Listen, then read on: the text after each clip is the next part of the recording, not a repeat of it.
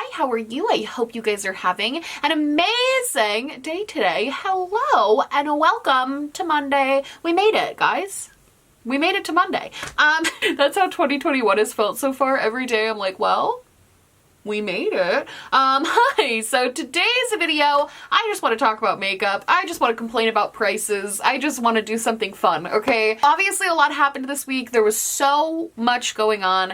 And I know a lot of you guys have asked me to like talk about what happened, and I did. I talked about it on my podcast channel with my fiance Charles. It's called Middle Ground Podcast for now. And so you guys, if you want to know my thoughts on everything that happened in the US this week, that is in that podcast. I'll link it down below for you guys. Yeah, we're trying to get the podcast going again, so check it out if you would like. Instead of talking about everything bad, I just want to do a little escape from everything for like 20 minutes because what I've realized about this whole situation is that we can't control anything. So it's either I continue to doom scroll or I make this video and talk to you guys about makeup that I think is too expensive. I choose talking to you guys about makeup that I think is too expensive. So let's get right into it. So today's video we are going to be talking about makeup that I will not buy despite kind of wanting it because of the price. And I think this is kind of interesting just because I feel like we all kind of have that like luxury makeup that's on our wish list that like we lust after, that we would love to own, but like we won't buy it because it's just too expensive. And honestly, even some like not luxury makeup, but just makeup that I'm like, man, I really like you, but I don't want to pay that price. Like at every high-end mascara that exists, that's how I feel about high-end mascaras. Any mascara that's over like $10, I don't want it. Anyway, so today I thought it'd be fun to just talk to you guys about expensive things that I won't buy, but I want to. And I'd love to know down below, what are the expensive like bougie things on your wish list that you really can't justify, but that keeps you up at night? No, I'm just kidding. Let's get into it. First things first, First things first, Tom Ford. Ugh. Everything, just Tom Ford in general. Everything Tom Ford, specifically I would say the Tom Ford lipsticks. I'm obsessed with them.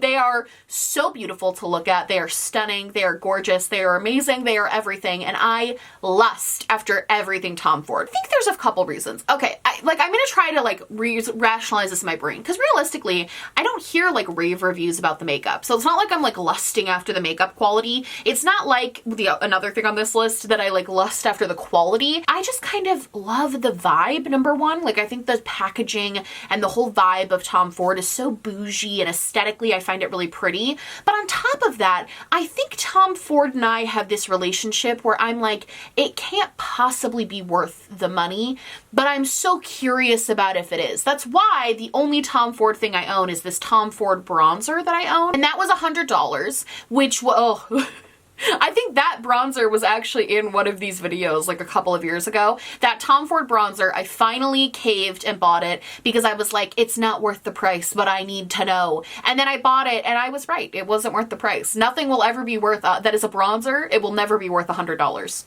Never. So that's my biggest problem with Tom Ford is I love all the stuff. I think it's so beautiful. It's so aesthetically pleasing. I think the product is probably decent, but it just will never, ever, ever, ever be worth the insanely high price point that it's priced at. It's physically impossible for it to be worth that price point. Ugh, disappointing. Very upsetting. I don't want to talk about Tom Ford for too long just because I know that like I've talked about them a lot. I've talked about the brand. I've talked about my thoughts on this a lot, but man, those lipsticks especially, they still get me every time. Every time I go, my Sephora doesn't have the one that's like nearest me. Well, at least it didn't before COVID. It didn't have a Tom Ford section, so I physically couldn't go see the lipsticks, but one of the department stores near me does carry Tom Ford, and I got to hold one of those lipsticks and I was like, you're so beautiful and I want you so badly, but I can't. Okay, this next one. You know that TikTok meme that's like, good evening, is this available? And then it's like, please leave me alone. That's how I feel about the Dyson Airwrap. Okay, hear me out. Every night, almost, I like to window shop online to fall asleep. I know that sounds weird. It's like my favorite thing to do. I love to like add a bunch of stuff to my cart and then I never buy it. It's like, it's therapeutic to just go and look through all of the things like that. I look through like everything. Like I'll look at cars, I'll look at like luxury bags, I'll look at clothing, I'll look at makeup. Like that's how I fall asleep. Online shopping and never actually buying anything, it's what I do. So is that weird? Is that weird that that's how I fall asleep? I don't know. Anyway, my favorite thing to do is look at the Dyson Airwrap. Just look at it. Like, I look at it almost every single night on Ulta. I'll look, because I have a decent amount of like money and points at Ulta. So I always look at it. Not enough to cover the Dyson Airwrap, but a lot of money and points at Ulta that I could put towards the Dyson Airwrap. So this is the one thing that I look at every night where I'm like, should I? Should I spend $550 on a blow dryer? Should I? And every night I say, Hannah, no. There is nothing about I've watched so many reviews about this Airwrap. I have had so many people, I know people that have it that tell me that it's like the best thing in the world, that they love it, that it's changed their life, that they threw out all their other hair tools because this is the only hair tool they need. Like, people rave about the Dyson Airwrap. And even the reviews I watch, most of the reviewers say that it's worth the money. I can't do it. I can't spend $500 on something that is for your hair. Like, I can't do, my brain, I physically cannot wrap my brain around spending that much money on a blow dryer. Like, I really cannot do it. And also, they're like, well, you can throw out all of your other hair tools. That's like a lot of money in hair tools that I already have. I have like a nice straightener. I just bought like a nice curling iron. Like, I don't need something that's going to replace all of my other hot tools because I already like the hot tools and the styling tools that I own. Like, I enjoy them. I even like the blow dryer I have. I have one of those little circle blow dryers. I love it. It's great. Everybody tells me I need this. Everybody says it's like the best thing ever. I just can't convince myself that it is worth the $500. Like, I just can't do it. But I look at it all the time and I watch every review that I see of it. My YouTube feed is honestly just like Dyson Airwrap reviews because I need somebody to tell me it's not worth it. I need people in my life who will tell me, Hannah, it's not worth the $550. Like, don't waste your money. Like, that's what I need from people. I need people to stop telling me how good it is and stop justifying the price. And I need people to tell me that it's bad. Because here's the thing, popular products like this, like, they now know, Dyson knows that people are going to pay $500 whatever dollars for this product. So they're never going to put this on sale. This is like their most popular product. Like, it's not like I'm waiting for it to go on sale. I even went through the whole, and because I do YouTube, I do this a lot, where I'm like, oh, I'll make a video on it. It'll be a tax write-off, and then it's for my business, and I'll put it on my business expenses. No, even if it's a business write-off and even if it's tax write-off, it's still $550 hairs. And also, who's gonna watch me review the Dyson Airwrap? Nobody. None of you care about my opinions on the Dyson Airwrap. Nobody cares. Nobody wants to see me review that. Nobody's asked me. If nobody's like chomping at the bit for me to review a $550 blow dryer that like reasonably is so overly priced, it's stupid. Anyway, I can't buy it and I won't buy it, but God, do I think about this all the time because I have to wonder. I think a lot of the root of the problem with a lot of this is I'm like, it can't be worth the money. So I want to know if it is, so I buy it. Like, that's the root of the problem here. The next thing I want to talk about is the Cleona Cosmetics single eyeshadows, particularly their massive bundles that are like $400.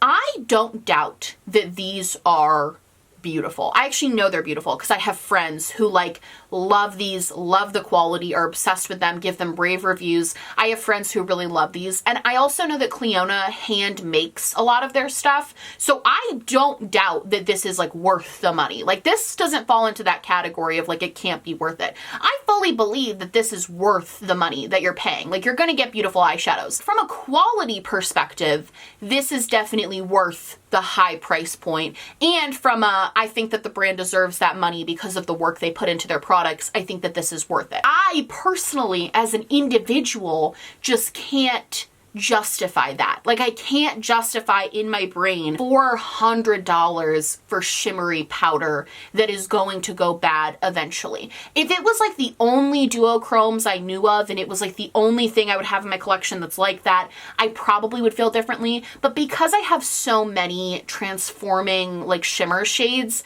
this just feels so much. I kind of have a mental block with these because I could just buy like a smaller bundle for cheaper and buy less eyeshadow and still be able to try the formula. And eventually I probably will. But the reality is I want the big bundle. Like, I want the stained glass collections. I know that's what I want. I want the big pop-up, okay? That I just can't justify leaving my bank account. Like, I can't justify $400 leaving my bank account for some shimmery powder, despite how beautiful I think it is. I can't justify it. So sadly, this one's kind of sad, because normally I can logic myself out of these and like logic myself out of the price, but this one, it's like, no, I get the price. Like, it makes sense. It just makes me sad that I don't want to do that.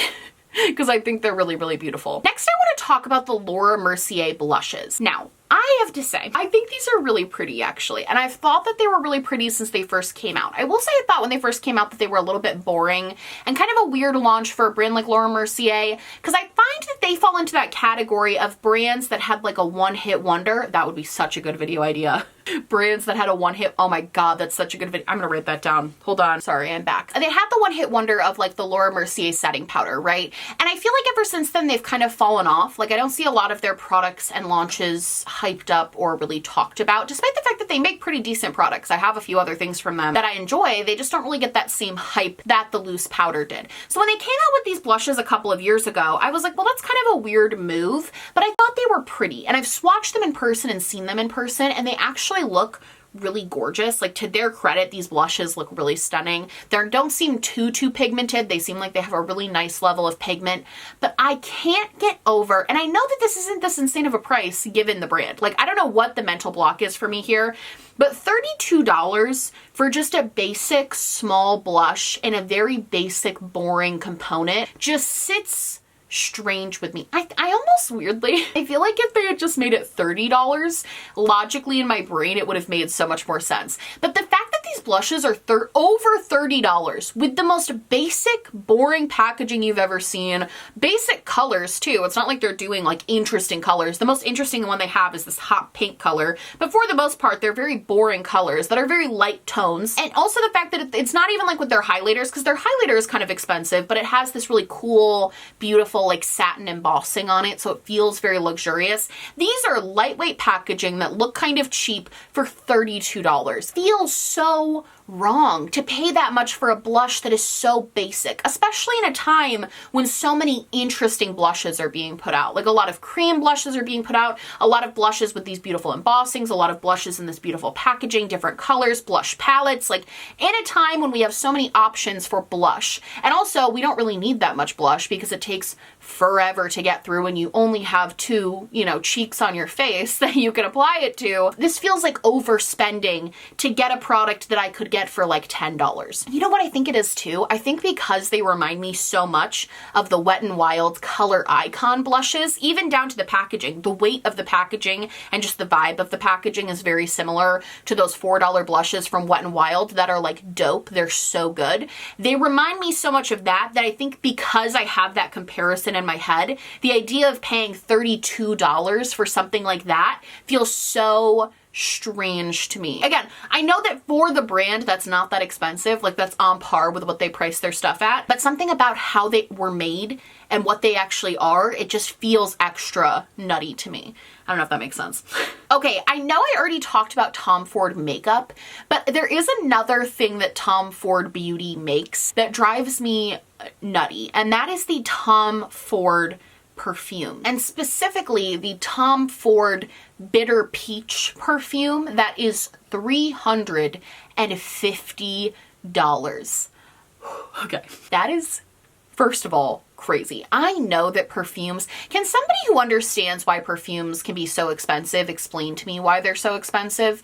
Is this purely a massive markup for what I'm actually getting? Like, are they just because of the name, they're grotesquely marking it up? Or is there legitimately products in this perfume that to make it, it would cost them like $100 a bottle and they just want like a $250 profit? Like, if it costs them anything less than $100 to make each bottle of this perfume, then that is insanity for a price point. But if it really does cost them like that much to make, I understand the markup. But a lot of perfumes, I'm like, okay, does this cost you gold to make? Like, I don't understand why this is $200. Anyway, this perfume in particular, I have been able to smell the Bitter Peach perfume and it smells amazing. If I won the lottery, the first thing I would buy would be a home and a Tesla, but I would also buy the Tom Ford Bitter Peach perfume. And here's the thing about this.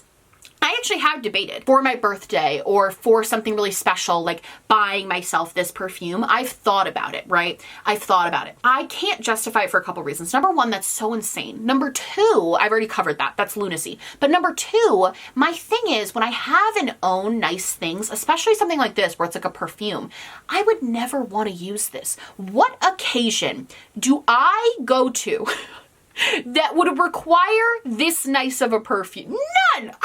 I don't go anywhere. Like, where am I gonna go that would justify wearing this perfume? Wegmans? Like, that's the only place I go. It's not like I'm a famous person attending like special events in honor of me that it would be like, oh, I'm gonna use my fancy perfume tonight. I don't go anywhere that I could justify using this perfume for. And the places I maybe would go, like if I were to ever travel or something and I would want to smell really nice and like enjoy the moment, smelling my best, like I wouldn't bring this perfume because I'd be scared it would break. I'd be scared it would get stolen. Like, I wouldn't want to bring this with me anywhere. So I would only want to use this on special occasions, which for me happen like bi-yearly, like every 2 years maybe. I have somewhere that would be like special that I would go to, like my birthday. This would be my birthday spray. You know what? Maybe that's what I'll do. I'll buy it and it'll be my birthday spray and I'll spray it one pump every year and it'll last me long until I'm dead, and then I'll pass it down to my children and they'll use it every year on their birthday, and then probably with a yearly spray, I bet we could get it all the way to like my great grandkids. So maybe I'm gonna invest in this as my legacy. And that's why I won't buy it, because that's crazy. I don't go enough places. I also have a lot of perfumes. You've seen if you see my perfume video. I own a lot of perfumes that I love. I will say though, the smell of this one is so good. Like, it really does smell phenomenal. It smells so good. Like, the smell of the bitter peach perfume, if you ever get the chance to smell it in person, smell it because it smells amazing. I just can't justify the price, but I do think about it all the time. The final thing that I want to talk about is the YSL Touche Éclat concealer pen. It's the brightening concealer pen. It is $38 and it's basically a little clicky pen, and on the little like tip of the pen, the concealer comes out, but it's like a paintbrush at the end. Instead of a doe foot or something, or doe foot, sorry, instead of a doe foot applicator or a brush, it's a little like paintbrush. It kind of reminds me of, you know, those paint by numbers, the little paintbrush you got in the paint by numbers kits. It reminds me of one of those. I love the idea of this, okay? The idea of a brightening concealer appeals to me because my under eyes are very dark. I have super dark circles. So I love the idea of a really brightening concealer. And I've also always loved the idea of this concealer because YSL, not even just as like a makeup brand, I don't talk about luxury fashion too much on here. I'm not like Hot Lamode, like I don't know what I'm talking about, but I actually love looking at things that are like luxury fashion. Like, I adore looking at those pieces. So YSL as a fashion brand, I actually also love. And I also love their makeup. I love the aesthetic of their makeup. I love the vibe. Kind of similar to Tom Ford, but I don't have as much of a love, but I do love a lot of the stuff that they put out makeup wise. I think it's very, very beautiful. Just always stuff that I'm like, that's overly priced. Like, that's ridiculous. This is a product from them that I've heard really good things about. I've heard good reviews, but the $38 price point to get a paint by numbers paintbrush, it bothers me. Also, the thing about the clicky pens is you can never get that brush to be clean without wasting product. Like, if I wanted to try to clean off that brush after use, I would be wasting all of the product that gooped up into it. And for $38, that's just insane. To be wasting product like that on something that is so expensive just feels wrong. I also really, like, when I first started in makeup, I wanted this really bad because I thought it would be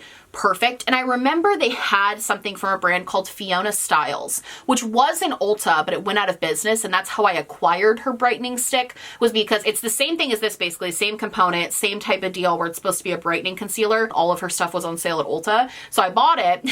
It was like $8. So I bought it and I tried it. And again, I had the same problem with the little clicky thing. Hated how the brush would always be dirty. I hated how I felt like I had to waste product in order to clean it. I didn't even like the clicking motion. It felt like I couldn't get the right amount of product that I wanted out. I always had too much or too little. So it sucks because I want this for the product, but this is one where I feel like the packaging actually holds me back. Like, the idea of that component, the idea of that packaging, the clicky pen, I get where they're coming from, but I think in practice, this idea kind of falls apart, and that's why I can't buy it. especially for that much money. It is beautiful though, it looks gorgeous. And I've heard the formula inside is so good, and that's why I always want it, because I think the formula is actually really good. I just can't justify it for what the stupid packaging is. If they came out with this in like a normal concealer form, I would absolutely be all over this. I've heard nothing but good things for years about this product. I just can't justify it for the clicky pen, which sucks, but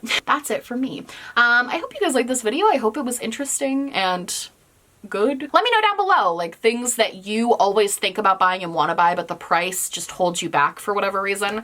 I love you guys so much. If you like this video, please like and subscribe, or just subscribe, or do neither. Honestly, just so happy you're watching me. Thank you so much for being here. My merch, my social media, and everything I am wearing on my face. I actually did a tutorial on this look. I tried out the new Rare Beauty stuff and the new ColourPop palette, so if you're interested, check that out tomorrow. And yeah, also my little social justice corner will be down there. I'll have different links and different things to different organizations so you can stay informed and stay involved. And yeah, go check that out. I love you guys so much, and I will see you in the next one. Bye!